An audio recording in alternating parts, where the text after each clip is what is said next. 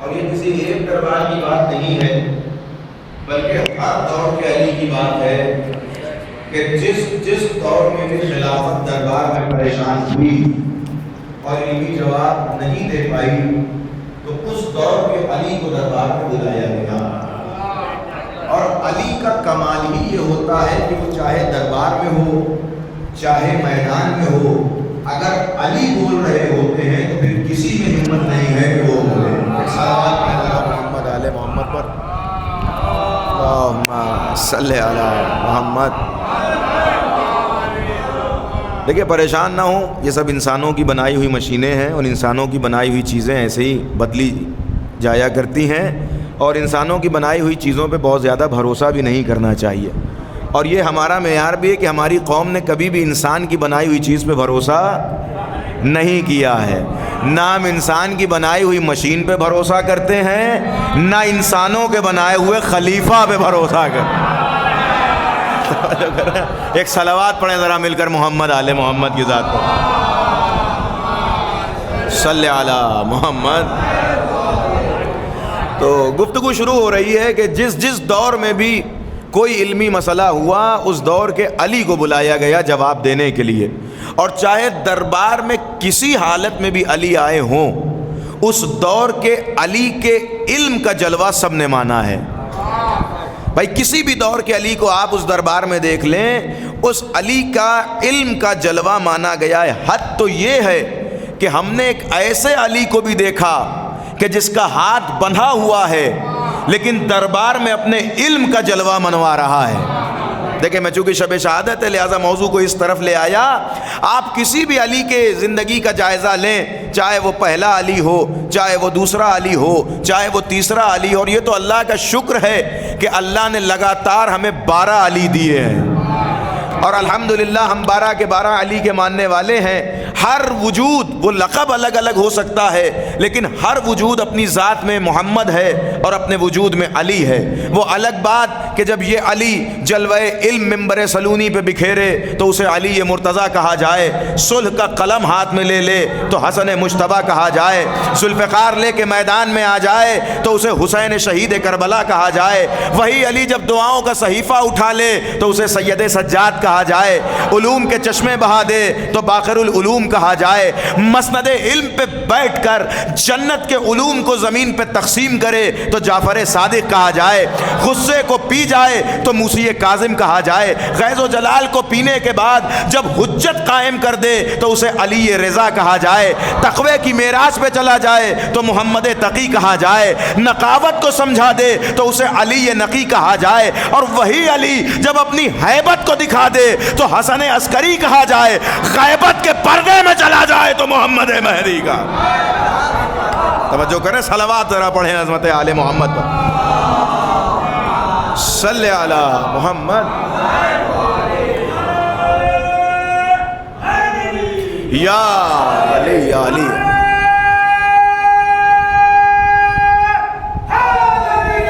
یا علی یا علی یا علی. توجہ کیجئے گا، یعنی یہ القاب صرف اور صرف صفات کے ظہور پر ہیں، نہیں تو اپنے وجود میں سب کے سب محمد ہیں اور سب کے سب علی ہیں. اور وہ حدیث تو آپ نے بارہا سنی ہوگی کہ نبی نے حدیث نورانیت میں فرمایا، اولنا محمد و اوسطنا محمد و آخرنا محمد و کلنا محمد. ہمارا پہلا بھی محمد ہے، ہمارا اوسط بھی محمد ہے، ہمارا آخر بھی محمد ہے، ہم سب کے سب محمد ہیں. حالانکہ یہ لفظ محمد اللہ کے رسول نے ارشاد فرمایا. آئیے چل کے پوچھتے ہیں کہ یا رسول اللہ، جب آپ ہر جگہ لفظ علی کہتے تھے تو یہاں بھی لفظ علی کہہ دیتے.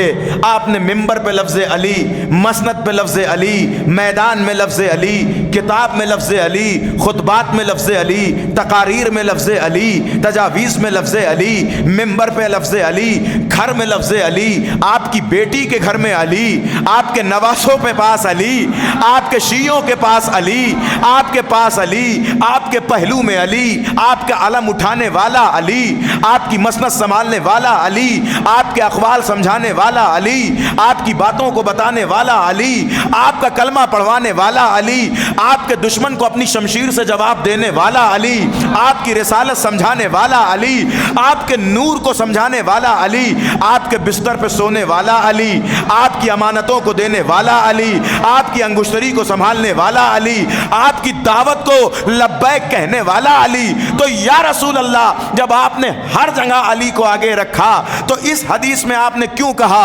اولنا محمد و اوسطنا محمد و آخرنا محمد و کلنا محمد؟ یہاں بھی آپ کہہ دیتے اولنا علی و اوسطنا علی و آخرنا علی و کلنا علی، ہمارا پہلا بھی علی، ہمارا اوسط بھی علی، ہمارا آخر بھی علی، ہمارے سب کے سب علی۔ اب یہ بزرگان بیٹھے ہوئے ہیں، انہوں نے نہ جانے کتنی مرتبہ خطیب الایمان علامہ طاہر جرولی صاحب کو سنا ہوگا، بزرگان انہیں جانتے ہیں، اللہ انہیں کروٹ کروٹ جنت نصیب کرے۔ مجھے بے ساختہ ان کا جملہ ممبر پہ یاد آ رہا ہے، میں ان کا نام لے کے جملہ پڑھ رہا ہوں۔ جب وہ یہ حدیث پڑھتے تھے تو پڑھتے پڑھتے کہتے تھے کہ آئیے چل کے رسول سے سوال کرتے ہیں، یا رسول اللہ جب آپ نے سینکڑوں جگہ نام علی لیا تو اس حدیث میں کہہ دیتے ہمارا پہلا بھی علی، ہمارا دوسرا بھی علی، ہمارا پہلا بھی علی، ہمارا دوسرا بھی علی، ہمارے سب کے سب علی، لیکن آپ کہہ رہے ہیں ہمارا پہلا بھی محمد، ہمارا اوسط بھی محمد، ہمارا آخر بھی محمد۔ اللہ انہیں جنت نصیب کرے۔ وہ فرماتے تھے کہ ارے میں کیسے کہہ دیتا کہ میرا پہلا بھی علی، میرا دوسرا بھی علی، میرا تیسرا بھی علی، میرا 12واں بھی علی، جبکہ میں امت کی حالت دیکھ رہا ہوں۔ ارے اس امت کے گلے سے ابھی تک ایک علی نہیں اترا تو 12 علی کے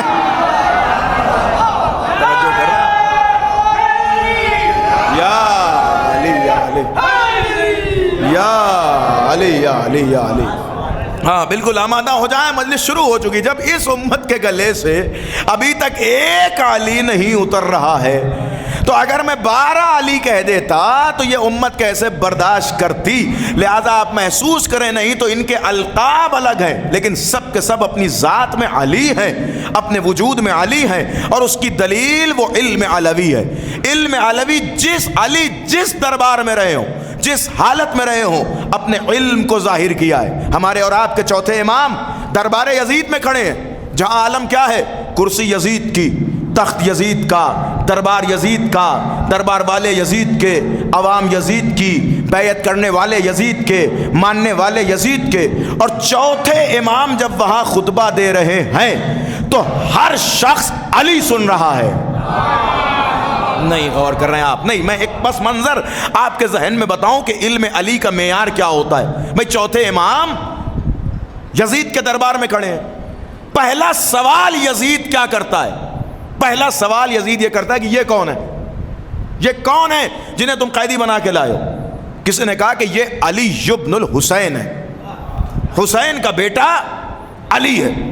یزید بوکھلا کے غصے کے عالم میں کہتا ہے کیا علی ابن الحسین کربلا میں مارے نہیں گئے؟ کیا نہیں، وہ جو قتل کیے گئے، جو شہید کیے گئے، وہ دوسرے علی تھے، وہ 18 سال کے علی تھے، وہ علی الاکبر تھے، اور ایک علی اور قتل کیے گئے جو 6 مہینے کے تھے۔ تو کہا پھر یہ کون ہے؟ کہ یہ وہ علی ہیں کہ جو قافلہ سالاری کرتے ہوئے یہاں تک آئے ہیں۔ تو یزید نے کہا اچھا وہ بھی علی، یہ بھی علی، کہاں یہ بھی علی، وہ بھی علی، اور ایک اور علی۔ تو یزید نے غصے کے عالم میں کہا کہ کیا حسین ابن علی کو کوئی اور نام نہیں آتا تھا؟ نہیں، سنیے گا آپ، سنیے گا، کیا حسین ابن علی کو کوئی اور نام نہیں آتا تھا؟ پہلے بیٹے کا نام بھی علی، کل میں نام پہ پوری بات کر چکا ہوں، پہلے بیٹے کا نام بھی علی، دوسرے بیٹے کا نام بھی علی، تیسرے بیٹے کا نام بھی علی۔ کیا حسین کو کوئی اور نام نہیں آتا تھا؟ اب یہاں پر امامت نے زبان کھولی اور ایک بات سمجھا دی کہ جب معاملہ لفظ علی کا ہو تو خاموش نہیں رہنا ہے۔ کیا سنا آپ نے؟ خاموش امام، ہاتھوں میں ہتکڑیاں پہنے ہوئے امام بول پڑا، کیوں؟ اس لیے کہ معاملہ علی پر آ گیا تھا، اور اگر علی کی فضیلت پہ اعتراض ہو تو چوتھے امام کی سنت ہے کہ خاموشی میں نہ رہنا، بلکہ ہمیشہ جواب دینے کی طاقت ہونی چاہیے۔ اس نے کہا کہ کیا ضرورت تھی حسین کو ہر بچے کا نام علی رکھنے کی؟ پہلا بھی علی، دوسرا بھی علی، تیسرا بھی علی، چوتھا علی بولا، اور بولتے ہوئے ہمارے اور آپ کے چوتھے امام نے کہا او یزید، او بدبخت، تو کیا کہتا ہے؟ علی کوئی عام نام نہیں ہے، میرے بابا کی پسند کا نام ہے۔ سنیے گا جملہ, سنیے گا مولا کا. فرمایا میرے بابا کو یہ نام اتنا پسند تھا کہ میرے بابا نے اپنے پہلے بیٹے کا نام بھی علی رکھا, دوسرے بیٹے کا نام بھی علی رکھا. اور اے یزید, تجھے 3 علی نہیں سمجھ میں آتے ہیں. اگر اللہ میرے بابا کو 100 بیٹے دیتا تو میرا بابا سب کا نام علی رکھتا. آپ توجہ کیجئے گا, سب کا نام علی رکھتا. کیوں رکھتا سب کا نام علی؟ کیوں رکھتا سب کا نام علی؟ کیوں حسین ابن علی سب کا نام علی رکھتے؟ اس لیے رکھتے کہ پہلے تو حسین کی پسند کو علی کہتے ہیں, اور ہر باپ اپنے بیٹے کا وہی نام رکھتا ہے جو اسے پسند ہوتا ہے. اب سوچئے حسین کو کتنا پسند ہے لفظ علی کہ حسین نے اپنے ہر بیٹے کا نام علی رکھا. اور بیٹوں کا نام علی اس لیے رکھا جاتا ہے تاکہ گھر میں جب بار بار بیٹے کا نام لیا جائے تو گھر میں وہ آواز گونجتی رہے. کاش یہ بات آپ تک پہنچے جو میں عرض کر رہا ہوں. ارے بھائی, حسین کے 3 بیٹے کا نام ہے علی, تو سوچئے حسین کے گھر سے سب سے زیادہ کون سی آواز آتی ہوگی؟ علی علی علی. اس لیے کہ ظاہر سی بات ہے, جو جسے بھی بلا رہا ہے علی کہہ کے پکار رہا ہے, اس کا مطلب حسین کے گھر کا ماحول ہے علی, حسین کی پسند کا ماحول ہے علی. حسین کے گھر سے ہر وقت کیا آواز آتی ہے؟ علی علی علی. اب کچھ لوگ کہتے ہیں کہ صاحب مجلس میں نام علی نہیں ہونا چاہیے, ذکر علی نہیں ہونا چاہیے, کوئی اور بات کیجئے, کوئی اور ذکر کیجئے. ارے صاحب مجلس کوئی اور نام نہیں ہے, مجلس کوئی اور چیز نہیں ہے, بلکہ مجلس ہے حسین کا گھر. توجہ کر رہے ہیں نہیں کر رہے ہیں آپ؟ میں کیا عرض کر رہا ہوں, مجلس ہے حسین کا گھر, اور حسین کے گھر کی پہچان یہ ہے کہ حسین کا گھر ہمیشہ نام علی سے گونجتا رہتا ہے. اب اگر کوئی کہتا ہے کہ صاحب ہمیں مجلس میں علی کے فضائل نہیں اچھے لگتے, تو حسین اسے اپنے گھر سے نکال کے کہیں گے کہ مجھے تیرا آنا اچھا نہیں لگتا. بھائی غور کیجئے میں کیا عرض کر رہا ہوں. صلوات پڑھے ذرا محمد آل محمد کی ذات پر.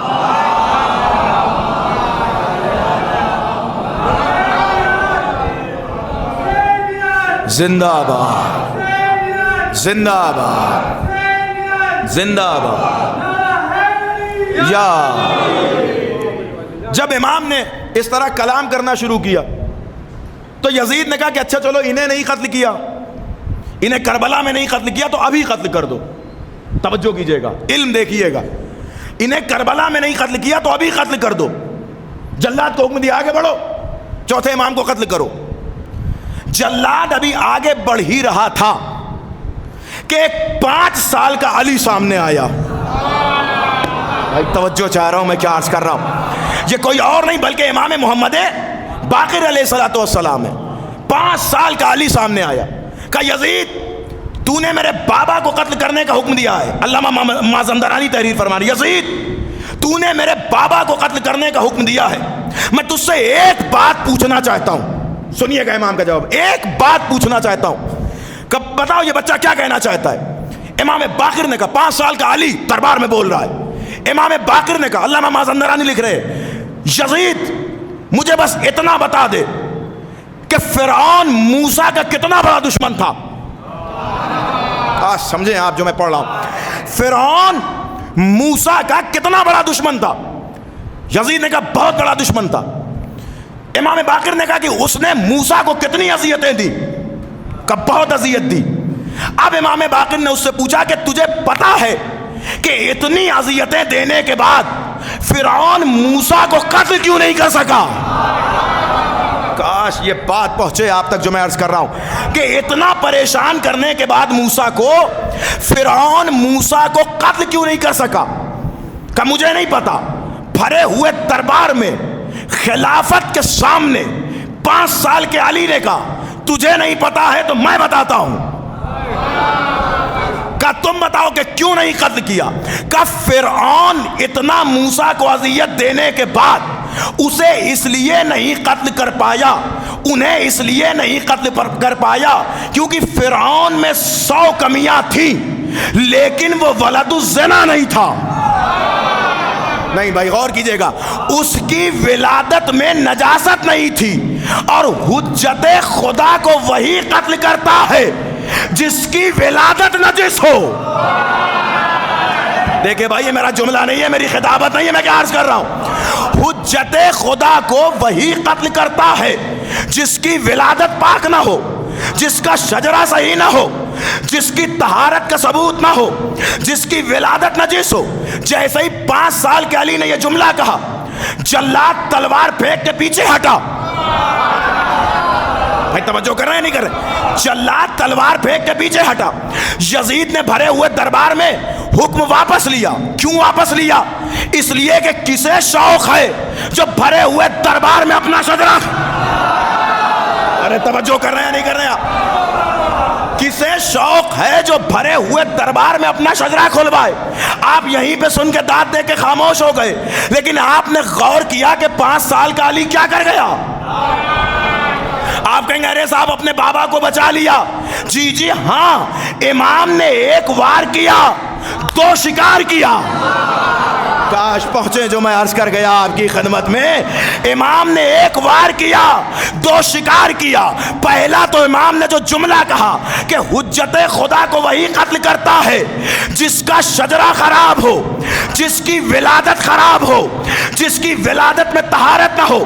یہ جملہ سن کے یزید رک گیا. یعنی امام نے اپنے بابا کو تو بچا لیا, لیکن اپنے دادا کا شجرہ اسی کے دربار, اپنے دادا کے قاتل کا شجرہ اسی کے دربار میں کھول دیا. اس لیے کہ یزید چوتھے امام کے قتل کا حکم تو واپس لے رہا ہے. چوتھے امام کے قتل کا حکم تو واپس لے رہا ہے, لیکن امام نے کیا کہا؟ حجت خدا کو وہی قتل کرتا ہے جس کی ولادت پاک نہ ہو. امام کا یہ جملہ تو پہنچنے والوں تک پہنچ گیا کہ تو نے 1 حجت خدا کو چھوڑا ہے, لیکن جو تیسری حجت خدا کو قتل کیا ہے وہ بھی حکم تو تیرا ہی دیا ہوا تھا. صحیح سن رہے ہیں یا نہیں سن رہے ہیں؟ اس کا مطلب یہ ہوا کہ ان کے گھر میں اگر 5 سال کا علی بھی بولے تو تخت خلافت پہ بیٹھا ہوا خلیفہ وقت ہی کیوں نہ ہو وہ خاموش نظر آتا ہے. ارے نہ یقین ہو تو مسجد نبوی کا ممبر دیکھ لے. جب کسی 5 سال کے علی نے کہا تھا اتر میرے باپ کے ممبر سے, ارے بھائی پہنچ رہے ہیں نہیں پہنچ رہے, اتر میرے باپ کے ممبر سے, اور وہ اتر بھی آئے اور زمانے کو بتا دیا کہ یہ حسن کے باپ کا ممبر ہے, میرے باپ کا ممبر ہے. صلوات بر محمد آل محمد کی ذات پر.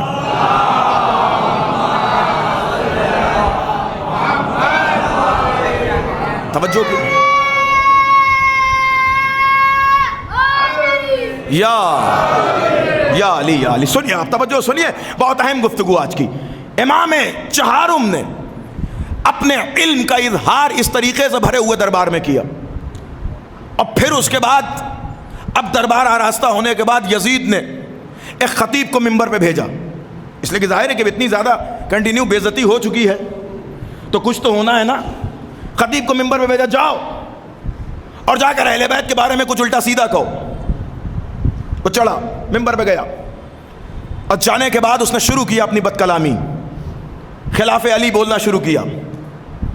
امام نے اسے ڈانٹا, اور ڈانٹنے کے بعد کہا اسکت ایھا الخاطب, اے خطیب چپ ہو جا. اشتریت مرضات المخلوق بسخط الخالق, تو یہ سب بول کر پبلک کو تو راضی کر سکتا ہے لیکن اللہ کی ناراضگی کو خرید رہا ہے. اس کا مطلب یہ ہے کہ اس دور میں بھی پبلک ڈیمانڈ پہ ذاکری کی جاتی تھی. توجہ کیجئے گا بھائی, اس دور میں بھی پبلک ڈیمانڈ پہ ذاکری ہو رہی تھی. تبھی تو امام نے کہا کہ تو نے پبلک کو خوش کیا. اشتریت مرضات المخلوق بسخط الخالق, لیکن اللہ کو ناراض کر دیا, ممبر سے اتارا. اچھا اب امام نے اسے تو ممبر سے اتار دیا, کیوں؟ اس لیے کہ وہ پبلک کو خوش کر رہا تھا, اللہ کو ناراض کر رہا تھا. تو اب امام کی ذمہ داری یہ ہے کہ ممبر پہ جا کے بتائیں کہ کیا ایسا پڑھا جائے کہ جس سے اللہ راضی ہو. ہائے توجہ کیجئے گا بھائی، سارا مسئلہ تو یہی ہوتا ہے نا کہ نہیں صاحب ہم ان پبلک کو خوش کرنے کے لیے نہیں پڑھتے، ہم اللہ کو خوش کرنے کے لیے پڑھتے ہیں۔ تو معاف کیجئے گا، کوئی ضروری نہیں ہے کہ جو آپ پڑھ رہے ہیں اس سے اللہ راضی ہو، لیکن ہاں یہ ضروری ہے کہ جو امام پڑھ رہے ہیں وہی اللہ کی رضا کی دلیل ہے۔ اب امام نے اسے ممبر سے اتارنے کے بعد امام ممبر پہ جا کے جو پڑھے، ہر دور کے خطیب پہ لازم ہے کہ وہی پڑھے، کچھ اپنے سے نہ پڑھے، ادھر ادھر کا نہ پڑھے۔ اب اگر امام ممبر پہ جا کر اپنے دادا کے فضائل پڑھے، ارے بھائی توجہ کیا نہیں کیا آپ نے، امام ممبر پہ جا کر اپنے دادا کے فضائل پڑھے تو ہر خطیب پہ لازم ہے کہ اگر اللہ کو راضی کرنا ہے تو علی کے فضائل پڑھو، پبلک کو اچھا لگے یا نہ لگے علی کے فضائل پڑھو۔ اور کیا اچھا دیکھیے سنیے بھائی، اب بات یہاں تک آ گئی تو ایک جملہ سنتے چلیے۔ دیکھیں تقریر کا اور خطابت کا اپنا قانون ہے۔ آپ دیکھیں ہمارے یہاں 2-3 جملے استعمال ہوتے ہیں، حالانکہ مجلس کے لیے جملے بالکل غلط ہیں، یہ جملے استعمال نہیں ہونے چاہیے۔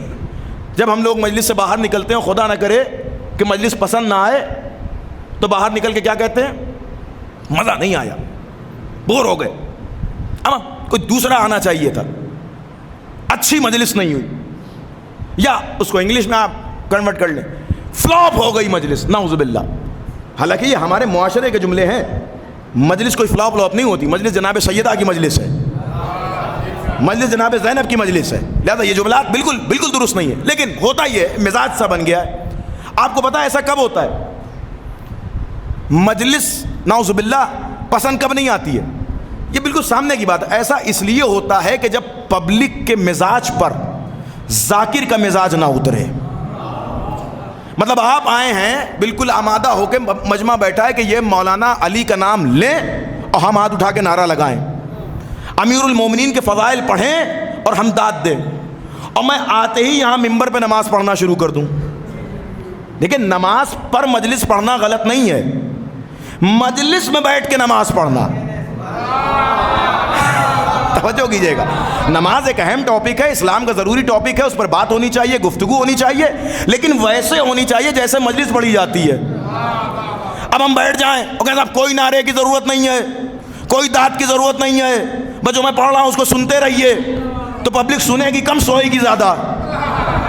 اس لیے کہ پبلک آئی ہے سننے مولا کے فضائل، اور ہم شروع ہو گئے ادھر ادھر کی خبریں، فلاں ملک میں یہ ہو رہا ہے، فلاں ملک میں یہ ہو رہا ہے، ادھر اتنے میزائل گرے، ادھر یہ مار دیا گیا، ادھر انہیں یہ کر دیا گیا۔ تو آپ کہیں گے ارے قبلہ یہ تو ہم جا کے ابھی 9 بجے کی نیوز لگا کے بھی سن سکتے ہیں۔ توجہ کر رہے ہیں نہیں کر رہے ہیں؟ میں بہت بڑی بات کہہ کے گزر رہا ہوں، اگر آپ سمجھیں تو بھائی یہ تو میں اپنے گھر جا کر 9 بجے کی نیوز لگا کے بھی سن سکتا ہوں۔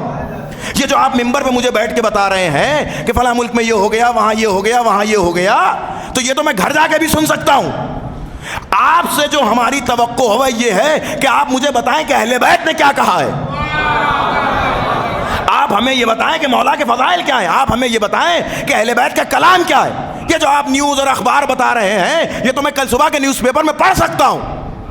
تو اس کا کیا مطلب ہوا؟ اس کا مطلب ہوا آپ سننے آئے تھے کچھ اور ہم نے سنا دیا کچھ اور۔ تو نتیجہ یہ ہوا کہ آپ کے مزاج سے ہمارا مزاج نہیں ملا، تو مجلس پسند نہیں آئی، تقریر کامیاب نہیں ہوئی۔ کبھی کبھی الٹا بھی ہو جاتا ہے، پتہ چلا ہم پہنچے فضائل پڑھنے اور وہاں جو سامنے حضرات بیٹھے ہوئے ہیں مقلدین بت، انہیں نہ صلوات پڑھنے کا شعور، نہ اپریشیٹ کرنے کا طریقہ، ہم چیخے جا رہے ہیں انہیں کچھ سمجھی میں نہیں آ رہا ہے۔ تب بھی یہ ہوتا ہے کہ باہر نکل کے کہتے ہیں صاحب چلا بہت رہے تھے، کچھ سمجھ میں نہیں آیا مولانا کی بات۔ صاحب یہ کیوں ہوا کہ یہاں مجمع کا مزاج اور تھا اور خطیب کا مزاج اور۔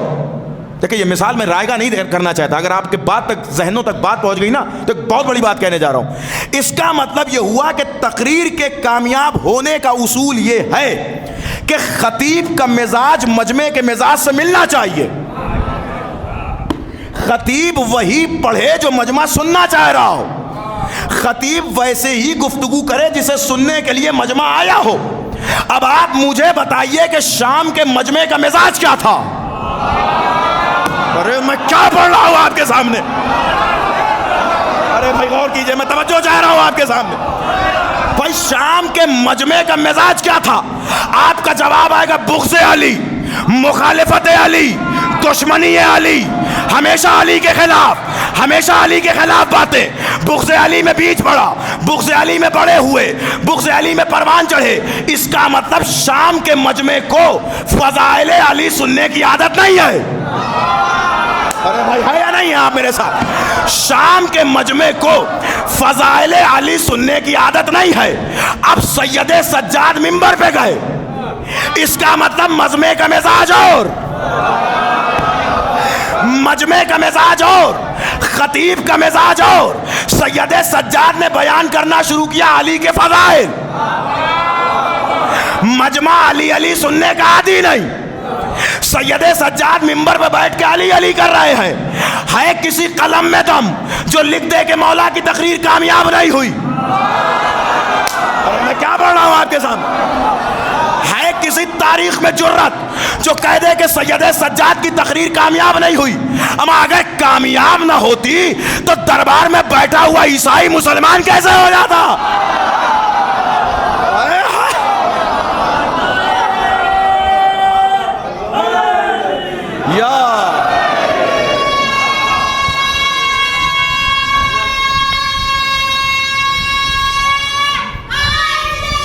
یا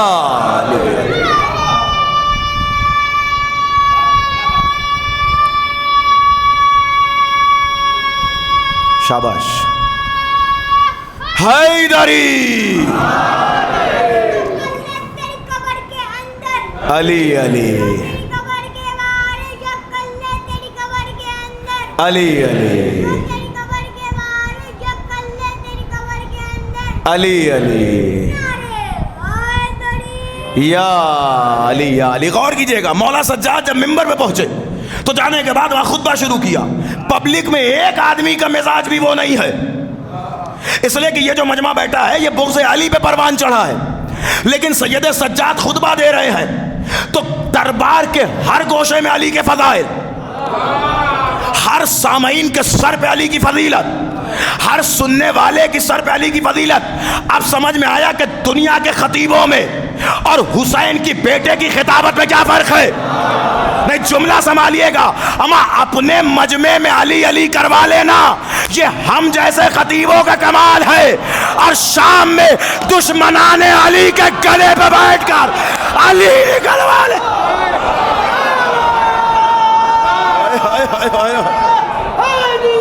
یا علی یا علی یا علی. بھائی اپنے مجمع میں علی علی کروا لینا یہ ہم سب کا کمال ہے، لیکن دشمنان علی کے گلے سے علی نکال لینا یہ سید سجاد کی خطابت کا کمال ہے. اور مولا نے پہلا جملہ ہی قیامت کا کہا. یزید کی طرف دیکھا، خطیب کو اتارا اور اترنے کے بعد کہا اتاذن لی ان اصعد الی ہذہ الاواد، کیا تو مجھے اجازت دیتا ہے کہ میں تیرے دربار میں لکڑی کے ڈھانچے پہ جاؤں؟ ارے بھائی غور کر رہے ہیں نہیں کر رہے؟ مجھے پتا ہے کہ آپ نے دسیوں مرتبہ یہ بات سنی ہوگی، لیکن جس رخ سے میں آپ کو لانا چاہ رہا ہوں اس رخ تک توجہ کیجئے گا. مولا نے کیا کہا؟ میں اس لکڑی کے ڈھانچے پہ جاؤں؟ میرے مولا یہ تو منبر ہے. بھائی کیا چاہیے ممبر کے لیے؟ 3 سیڑھیاں، ایک زینہ، اس کے علاوہ تو نہیں نا. اسی کو تو ممبر کہتے ہیں. تو مولا یہ تو سیڑھیاں بھی ہیں، زینہ بھی ہے، تو اسے ممبر کہیے نا. یہ لکڑی کا ڈھانچہ کیوں کہہ رہے ہیں؟ بھائی آپ کیا کہتے ہیں؟ آپ بھی تو آج تک یہی کہہ رہے ہیں لکڑی کا ڈھانچہ، لکڑی کا ڈھانچہ. ارے صاحب جب ممبر کے شیف کا ہے تو ممبر کیوں نہیں؟ نہیں. ابھی دیکھیں یہ مجمع کہاں تک پہنچتا ہے. دربار میں ممبر تھا لیکن امام نے کیا کہا؟ لکڑی کا ڈھانچہ. یہ بتائیے غدیر کے میدان میں کیا تھا؟ نہیں پہنچا میرا مجمع، نہیں پہنچا. میں کہاں لے گیا آپ کو؟ غدیر کے میدان میں ممبر کا شیف نہیں تھا. غدیر کے میدان میں اس طریقے کا ممبر نہیں تھا. کیا تھا؟ اونٹوں کا کجاوا، اونٹ کا پالان. لیکن آپ آج تک کیا کہتے ہیں؟ غدیر کا. ارے بھائی پہنچے نا، میں کیا کہہ گیا آپ کے خان میں؟ یہاں ممبر کا شیف کہہ رہے ہیں لکڑی کا ڈھانچہ، وہاں کوئی شیف نہیں. آج تک کیا کہہ رہے ہیں؟ ممبر. غدیر میں ممبر نہیں لیکن کیا کہہ رہے ہیں آپ؟ ممبر. دربار یزید میں ممبر ہے لیکن کیا کہہ رہے ہیں؟ لکڑی کا ڈھانچہ. تو کون سی ایسی چیز ہے جو ممبر کو ممبر بناتی ہے؟ ارے بھائی سنیے, کون سی ایسی چیز ہے جو ممبر کو ممبر بناتی ہے؟ جب غدیر میں کجاوے تھے تو کہیے کجاوے ممبر کیوں کہہ رہے ہیں؟ کہنے کہ میاں غدیر میں کچھ نہ ہو, اس اونچائی پہ علی تھے اور یہاں ممبر کا شیف تھا لیکن ذکر علی نہیں تھا. اس کا مطلب ممبر کو ممبر بننے کے لیے ذکر علی کی ضرورت ہے.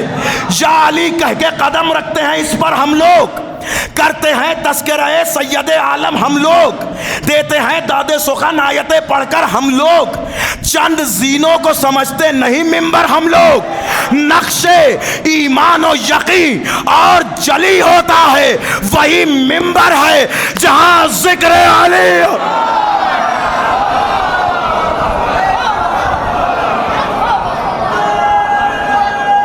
سلامت رہے.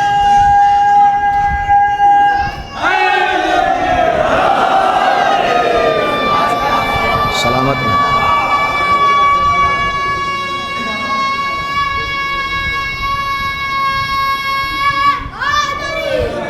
یا علی یا علی یا علی یا علی یا علی.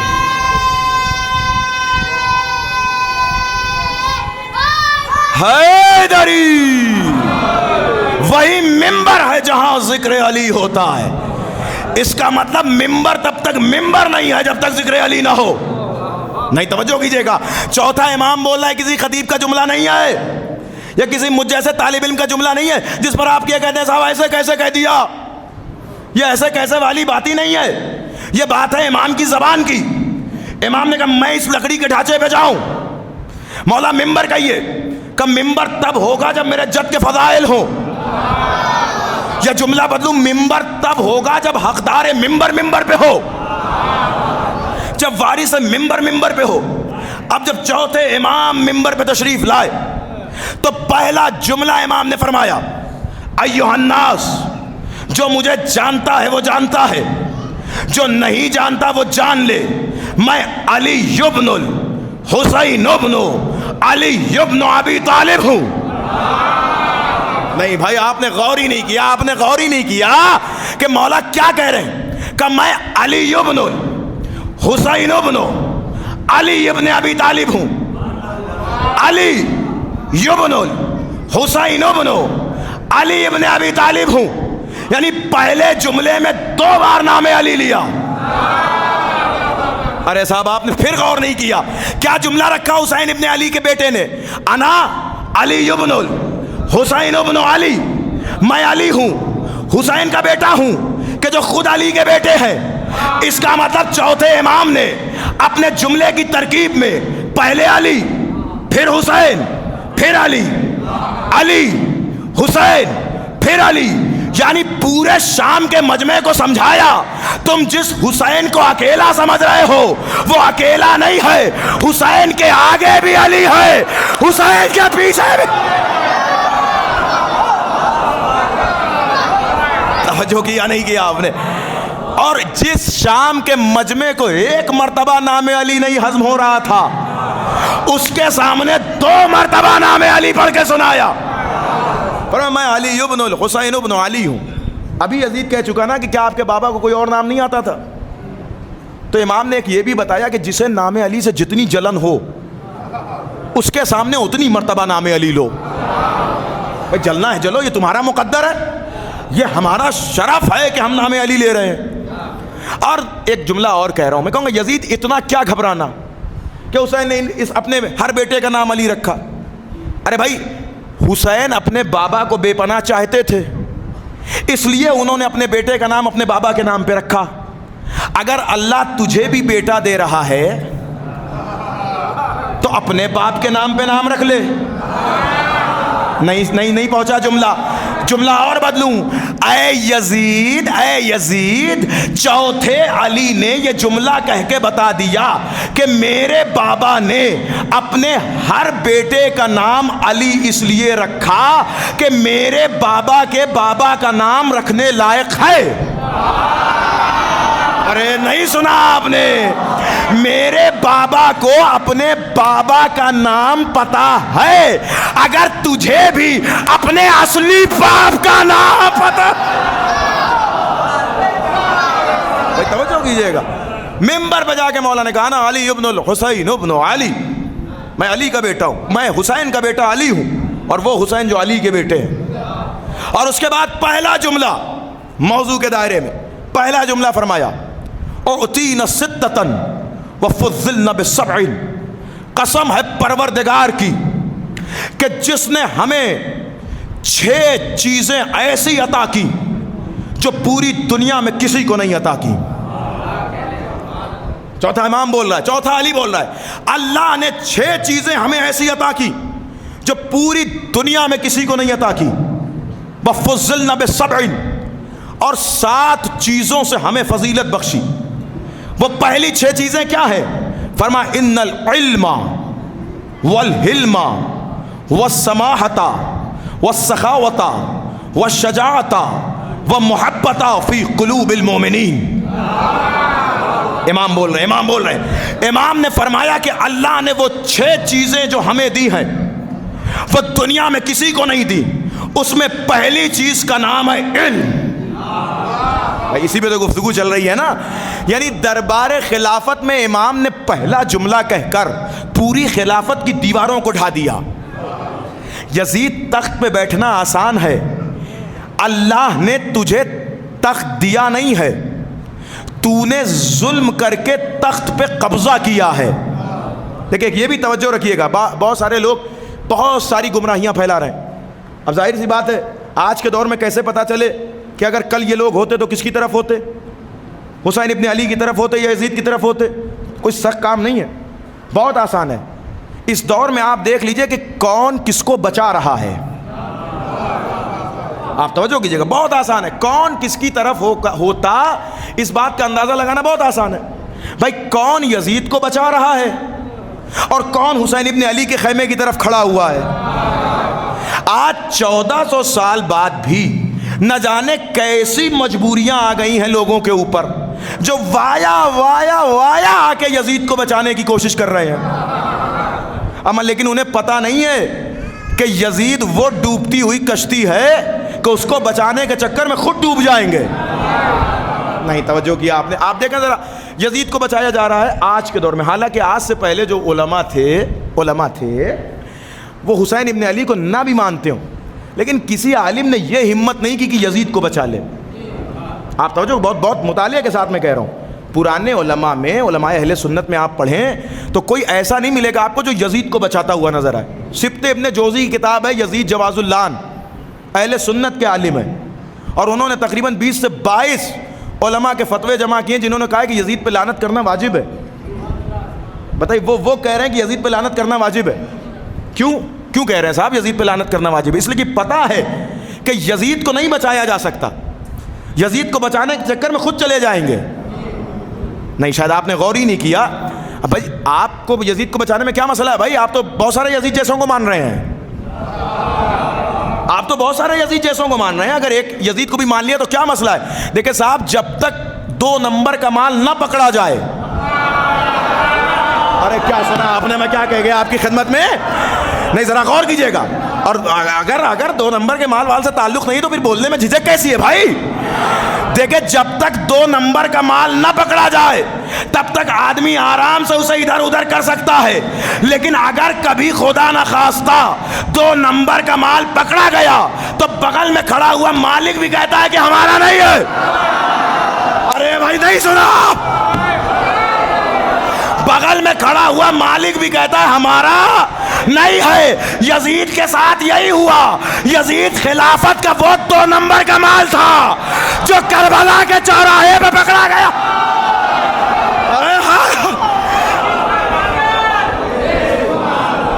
یزید وہ 2 نمبر کا مال تھا جو کربلا کے چوراہے پہ پکڑا گیا، تو نتیجہ یہ ہوا کہ اپنا خود کا بیٹا کہتا ہوا نظر آیا یزید میرا باپ نہیں ہے۔ توجہ کیا آپ نے یا نہیں کی؟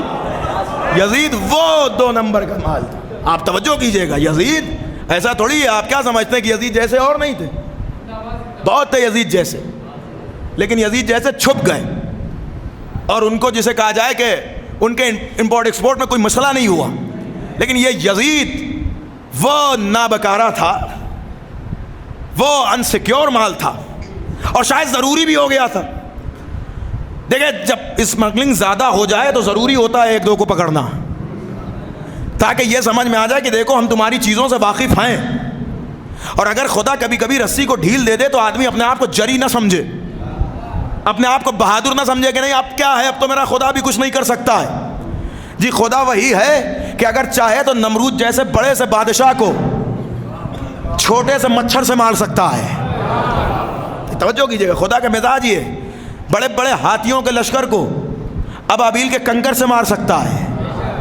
تو خدا کا معاملہ یہ ہے، یزید کے ساتھ یہی ہوا۔ اب آپ دیکھیں ایک بہت بڑا طبقہ ایسا ہے جو آج کے دور میں یزید کو بچانے کی کوشش کر رہا ہے۔ جب یزید کا بیٹا یزید کو نہ بچا پایا، یزید کا باپ یزید کو نہ بچا پایا، نہیں توجہ کر رہے ہیں آپ، یزید کا باپ یزید کو نہ بچا پایا، تو یہ نہ خلف اولادیں کیا یزید کو بچائیں گے؟ یزید نے کچھ نہیں کیا تھا، کس نے کیا تھا پھر؟ کس نے کیا؟ مجھے تو یہ سمجھ ہی میں نہیں آتا کہ یہ آج 1400 سال بعد ایسی کیا مجبوری ہے جو یزید کو بچا رہے ہو؟ کیا بگڑ گیا تمہارا کہ جو تمہیں یزید کو بچانے کی ضرورت پڑ گئی؟ میں بہت سوچ رہا تھا، بہت دن سے میں سوچ رہا تھا۔ آپ دیکھیں 2-3 سال میں مسلسل آپ کو، اس سے پہلے کوئی ایسی چیزیں نہیں ملیں گی، اس سے پہلے بہت سے لوگوں کو بچانے کی کوشش کی جاتی رہی، لیکن یزید کے معاملے میں نہیں تھا کوئی، لیکن ادھر 2-3 سال سے یزید کو بچانا چاہ رہے ہیں۔ کیوں بچانا چاہ رہے ہیں؟ کیا ایسا ہو گیا جو یزید کو بچانا چاہ رہے ہیں؟ دیکھیں میرے استاد بڑی پیاری بات کہتے تھے، اصل میں فرش عزا واقعاً بہت بڑی دولت کا نام ہے۔ آپ کیا سمجھ رہے ہیں یہ لوگ اپنے اختیار سے یزید کو بچا رہے ہیں؟ مجبوری ہے جو یزید کو بچانا چاہتے ہیں۔ اب کیسے میں اس مجبوری کو سمجھاؤں؟ میں ایک مثال اپنے استاد کی سمجھاتا ہوں، اگر آپ تک پہنچ گئی تو واقعاً بہت بڑی بات ہو جائے گی آج کی مجلس کی۔ میرے استاد کہتے تھے، ایک واقعہ سنایا انہوں نے، ہم لوگ کا پہلا دن تھا جب کلاس میں، کہنے لگے کہ 4-5 بچوں کا ایڈمیشن ہوا فرسٹ اسٹینڈرڈ میں، مان لیں پہلے کلاس میں، تو اس میں ایک بچہ بہت تیز تھا، ہوتا ہے نا کچھ بچے پہلے ہی گھر سے پریپریشن کر کے آتے ہیں، تیاری کر کے آتے ہیں، تو انہیں پتہ ہوتا ہے سب۔ تو استاد کو پتا تھا کہ یہ جانتا ہے۔ استاد نے پہلے دن اس سے کہا بیٹا اے، اس نے کہا نہیں پتا مجھے، اس نے کہا اے بی سی ڈی تھا، کہو اے، نہیں پتا۔ استاد نے کہا کہو اے، نہیں پتا۔ بتاؤ یہ کیا لکھا ہے؟ نہیں پتا۔ بہت زیادہ استاد کو غصہ آیا، استاد نے تھوڑا سا مار وار کے استاد چلا گیا۔ اب جو اس کے کلیگس تھے، جو بچے تھے اس کے جسے کہا جائے کلاس میٹس، کہنے لگے کہ یار تم تو جسے کہا جائے کہ اچھے پڑھے لکھے آدمی ہو، تمہیں تو پورا DGEF تک یاد ہے اور تم اے پہ رک گئے۔ استاد اے کہہ رہا تھا تو تمہیں کہہ دینا چاہیے تھا، اتنی ذلت اٹھائی تم نے، اتنا مار کھائی استاد کی۔ کاش میں تم لوگ جانتے نہیں ہو، اگر میں آج اے کہہ دیتا تو کل یہ بی کہلواتا، نہیں پہنچے، پھر یہ سی کہلواتا، پھر یہ ڈی کہلواتا، پھر یہ وہ بات پہنچ جاتی وہیں تک جہاں پہ ہم رکے ہوئے ہیں، بات پہنچ جاتی وہیں تک جہاں پہ ہم رکے ہوئے ہیں۔ اب سمجھے یزید کو کیوں بچایا جا رہا ہے؟ ارے صاحب غور ہی نہیں کیا آپ نے۔ آپ سمجھے یا نہیں سمجھے کہ یزید کو کیوں بچایا جا رہا ہے؟ فرش عزا پر یزیدیت کا اتنا آپریشن ہو گیا ہے کہ یہ یزید کے ملا گھبرا رہے ہیں کہ اگر بات یزید پہ نہ رکی تو وہی پہنچے گی جہاں ہم رکے ہوئے۔ توجہ کیجیے نا جہاز کا، اگر بات یزید پہ نہ روکی گئی تو وہی رکے گی جہاں ہم رکے ہوئے ہیں، لہذا بات یزید پہ روکو۔ اب ان کے پاس یہی حل ہے کہ یزید پہ بات روک لو، تو یزید جب خود اپنے آپ کو ذلیل ہونے سے نہ روک پایا، چوتھے امام بھرے ہوئے دربار میں خطبہ دے کے یزیدیت کی اوقات سمجھا رہے ہیں، حیثیت سمجھا رہے ہیں، تو یہ کیا اپنے آپ کو بچا پائیں گے؟ اور یاد رہے علم کے سامنے جہالت ٹکتی نہیں ہے، جب علم بولتا ہے تو جہالت اپنے آپ خاموش ہو جاتی۔ اب ایک اور جملہ سنیے اور فضائل سمیٹ رہا ہوں چونکہ مصائب بھی آج مجھے پڑھنے ہیں۔ آپ نے سوچا کبھی کہ یہ یزیدیت کے نام کے کیڑے نکل کیوں رہے ہیں؟ ادھر سے کچھ کیڑے نکل رہے ہیں، ادھر سرحد پار سے کچھ کیڑے نکل رہے ہیں، چھوٹے چھوٹے کیڑے ہی تو ہیں یزیدیت کے نام کے، جو سال بھر بل میں چھپے رہتے ہیں۔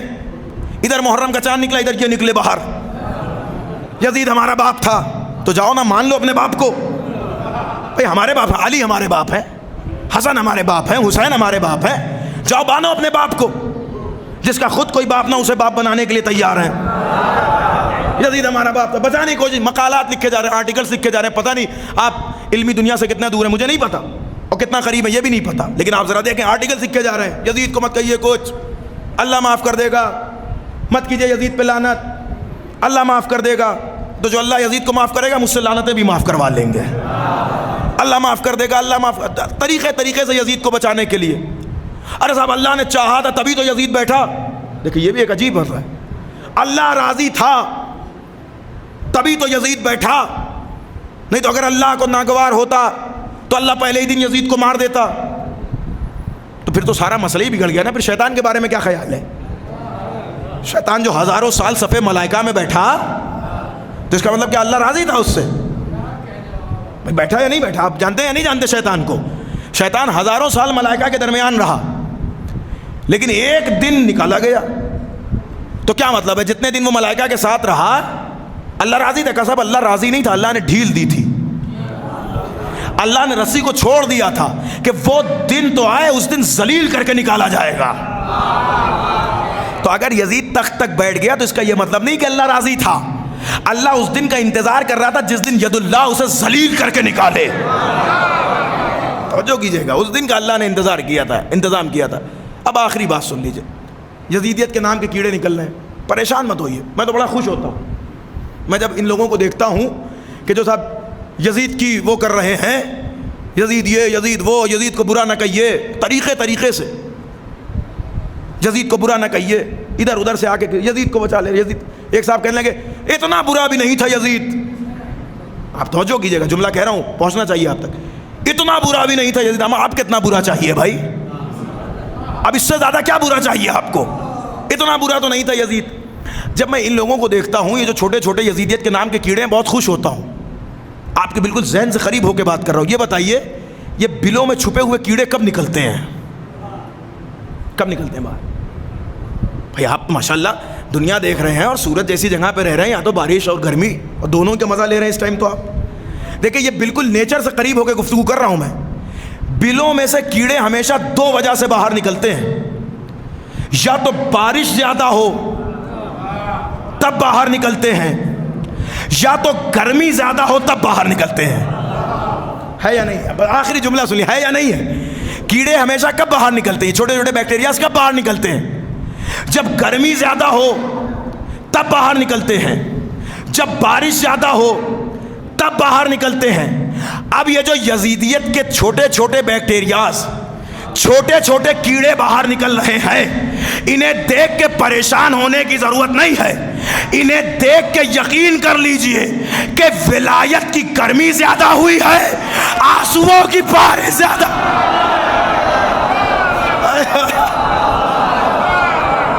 توجہ کیا آپ نے؟ یا علی یا علی یا علی یا علی یا علی یا علی یا علی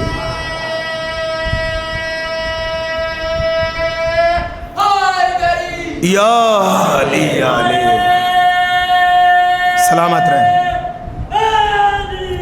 یا علی یا علی یا علی۔ یہ جو چھوٹے چھوٹے کیڑے نکل رہے ہیں یہ واقعاً ہماری عزاداری کی کامیابی کی دلیل ہے۔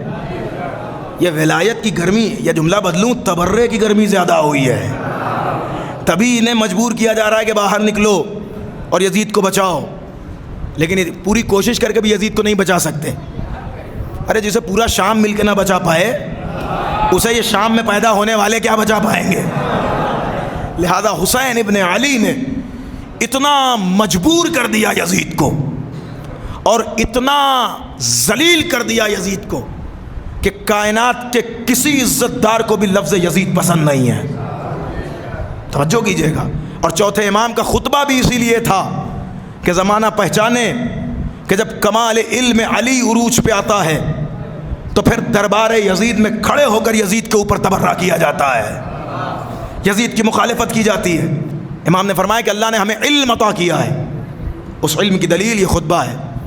پھر فرمایا والحلم، اللہ نے ہمیں حلم عطا کیا ہے، والسماحۃ، اللہ نے ہمیں فصاحت عطا کی ہے، سخاوت عطا کی ہے، والفصاحۃ، اللہ نے ہمیں فصاحت عطا کی ہے، والشجاعۃ، اللہ نے ہمیں شجاعت عطا کی ہے۔ علم اور شجاعت دونوں کو امام لے کر آئے۔ امام نے پورے خطبے میں فرمایا کہ اللہ نے ہمیں علم دیا ہے اور شجاعت دی ہے، پھر فرمایا والمحبت فی قلوب المومنین، اللہ نے ہماری محبت مومنوں کے دلوں میں عطا کی ہے۔ یہ امام بھرے ہوئے دربار میں اس بات کا اعلان کر کے بتا رہے ہیں کہ زمانہ یاد رکھے کہ یہ محبت مال غنیمت نہیں ہے جو ہر ایک کو مل جائے، یہ محبت عطا ہے اللہ کی جو صرف مومنین کو ملتی ہے، اور یہ وہی محبت ہے جو آپ کو اس دروازے پہ کھینچ کے لائی ہے۔ آپ اسی محبت کی وجہ سے اس پر رونے کے لیے آئے ہیں کہ جو خود 35 برس حسین ابن علی پر روتا رہا ہے۔ آپ نے کبھی سوچا، آپ سن کے اتنا رو رہے ہیں، آپ نے کربلا دیکھی تو نہیں اپنی آنکھوں سے کہ کیسے حسین ابن علی اپنے کرتے پہ شہداء کا خون لگائے ہوئے کھڑے ہیں؟ آپ نے دیکھا تو نہیں کہ حسین نے اکبر کے لاشے سے کیسے برچی کا پھل نکالا؟ آپ نے اپنی آنکھوں سے دیکھا تو نہیں کہ کیسے حسین نے علی اصغر کو دفنایا؟ لیکن آج 1400 سال کے بعد بھی آپ اتنا گریہ کر رہے ہیں۔ ذرا اس امام کے دل سے پوچھئے کہ جس کی آنکھوں کے سامنے کربلا کا ایک ایک منظر ہے، پانی دیکھا رونا شروع کیا، کھانا دیکھا رونا شروع کیا، کسی جانور کو ذبح ہوتے دیکھا تو رونا شروع کر دیا۔ اللہ اکبر! کیوں نہ روئیں سجاد؟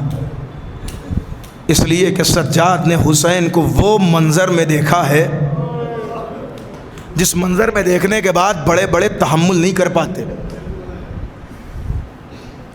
ارباب عزا،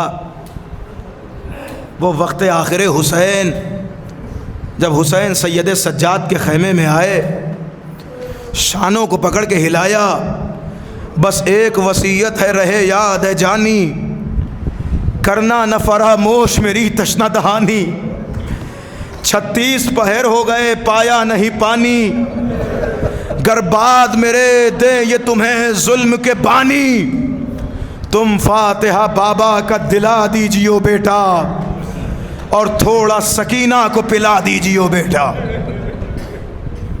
سید سجاد نے آنکھیں کھولی، باپ کے چہرے کو دیکھا تو بابا کی آستینوں پہ خون، سینے پہ خون، چہرے پہ خون۔ حسین سے تڑپ کے سید سجاد کہتے ہیں بابا یہ کیا عالم غربت ہے، میرا بھیا اکبر کہاں ہے، میرے چچا عباس کہاں ہیں؟ آواز دی حسین نے میرے لال کوئی نہ بچا، نہ کثرت نہ سپاہے نہ کثرت الناسے، نہ قاسم نہ علی اکبر نہ عباس۔ بابا کیا ہوئے سب؟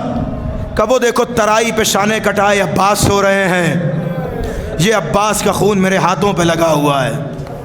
وہ دیکھو خیمے میں اکبر کی میت رکھی ہوئی ہے، یہ اکبر کے سینے کا خون میرے سینے پہ لگا ہوا ہے۔ اور وہ دیکھو میں اصغر کو پشت خیمہ پہ دفنا کے آیا ہوں، یہ اصغر کے گلے کا خون میرے چہرے پہ لگا ہوا ہے۔ اللہ اکبر! بابا پھر مجھے اجازت دیجئے کہ میں خیمے میں جاؤں اور اپنی تلوار لے کے آپ کے دفاع میں میدان میں نکلوں۔ نہیں میرے لال، تمہیں اس سے بڑا جہاد کرنا ہے میرے لال، ہم تو یہاں شہید ہو جائیں گے، تمہیں کربلا سے لے کے شام تک قدم قدم پہ شہید ہونا ہے۔ اللہ اکبر! اللہ اکبر!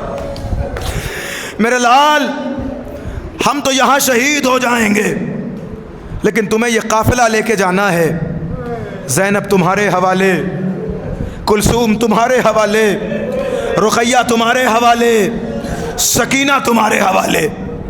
میرے لال ان سب کا خیال رکھنا، اسرار امامت تمہارے حوالے، شام غریبہ کی غربت تمہارے حوالے۔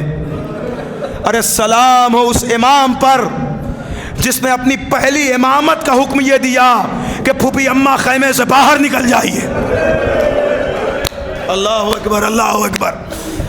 سلام ہو اس مظلوم امام پر کہ جس نے اپنی بہن کو اپنے سامنے یتیم ہوتا دیکھا. سلام ہو اس مظلوم امام پر کہ جو جب غش سے اٹھا تو اپنے بابا کا سر نوکے نیزہ پہ دیکھا. سلام ہو اس امام غریب پر کہ جس نے اپنی پھوپھیوں اور ماؤں کا سر بے پھوپھیوں کا سر بے ردا دیکھا, جس نے ماں کا سر بے ردا دیکھا. اے ارباب عزا, یہ سید سجاد کا جگر ہے کہ مقتل سے گزارا جا رہا ہے, شہداء کے لاشیں رکھے ہوئے ہیں. امام فرماتے ہیں کہ جب بھی امام کے سامنے کوئی بیٹھتا تھا امام گریہ کرتے رہتے تھے. ابن منظر امام کا بڑا صحابی ہے, آ کے کہتا ہے مولا کب تک آپ گریہ کریں گے, شہادت تو آپ کے گھر کی میراث ہے. امام نے کہا ابن منظر شہادت میرے گھر کی میراث ہے, ماں بہنوں کا بے ردا بازار میں لایا جانا یہ تو میرے گھر کی میراث نہیں ہے. مولا کس مصیبت نے آپ کو بہت زیادہ رلا دیا؟ الشام الشام الشام.